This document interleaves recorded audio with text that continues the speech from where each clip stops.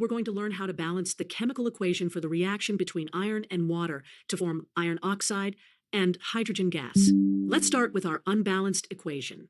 We have iron plus water reacting to form iron oxide and hydrogen gas. To balance this equation, we'll follow a step-by-step approach. Step 1. Let's start by balancing the iron atoms. We can see that there are 3 iron atoms on the right side of the equation in Fe3O4. To balance this, we need to add a coefficient of 3 in front of Fe on the left side. Step 2. Now, let's balance the oxygen atoms. There are 4 oxygen atoms on the right side in Fe3O4. To balance this, we need 4 water molecules on the left side, as each water molecule contains 1 oxygen atom. Step 3.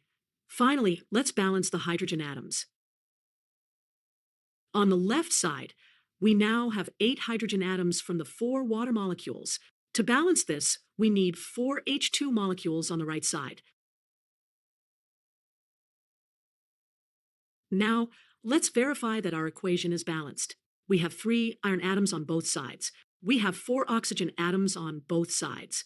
And we have 8 hydrogen atoms on both sides. Therefore, our final balanced chemical equation is 3 Fe plus 4 H2O yields Fe3O4 plus 4 H2. To summarize, we balance this equation by following these steps.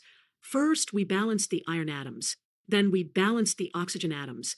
Finally, we balance the hydrogen atoms. Remember, in chemical equations, the number of atoms of each element must be equal on both sides of the arrow.